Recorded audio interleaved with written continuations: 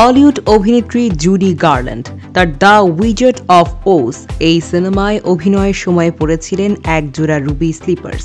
সে জুতোজোড়াই শনিবার যুক্তরাষ্ট্রের এক নিলামে বিক্রি হয়েছে $28 মিলিয়ন, যা বাংলাদেশি মুদ্রায় প্রায় ৩৩৫ কোটি টাকা। নিলামে বিক্রি হওয়া এই জুতোজোড়াই ছিল ওই চলচ্চিত্রের জন্য ব্যবহৃত 4 জোড়া জুতোর একটি, যেগুলো আগে মিনেসোটা মিউজিয়াম থেকে চুরি হয়েছিল। 1 মাস আগেই নিলামের অনলাইন বিডিং শুরু হয়। তখন ধারণা করা হয়েছিল জুতোজোড়া সর্বোচ্চ $3 মিলিয়ন পর্যন্ত বিক্রি হবে। তবে বাস্তবে এটি বিক্রি হয়েছে তার চেয়েও $25 মিলিয়ন বেশি দামে।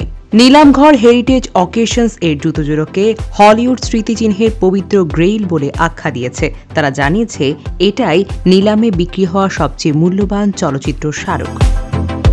জুতোজোড়া সংগ্রাহক মাইকেল শার মালিকাধীন ছিল, যিনি সেগুলো জুডি গার্ল্যান্ড মিউজিয়ামে ধার দিয়েছিলেন। 2005 সালে টেরি জন মার্টিন নামে এক চোর জুতার কেস ভেঙে সেগুলো চুরি করেন। তার ধারণা ছিল জুতোজোড়া বুঝি আসল রত্নখচিত। চোর জন মার্টিন যখন একজনের কাছে জুতোজোড়া বিক্রি করতে যান, তখন তিনি জানতে পারেন সেগুলো আসলে কাচের তৈরি।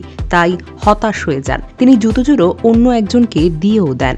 2018 সালে FBI একটি স্ট্রিং অপারেশনে জুতোজোড়া উদ্ধার করে। তবে চুরি হওয়ার 13 বছরের মধ্যে সেগুলো কোথায় ছিল তা এখনও কিন্তু অজানা। এদিকে 2023 সালে টেরি জন মার্টিন যখন তার অপরাধ স্বীকার করেন, তখন তার বয়স ছিল 70 বছর। তিনি হুইল চেয়ারে চলাফেরা করতেন এবং তাকে সময়ের সাপেক্ষে শাস্তি দেওয়া হয়।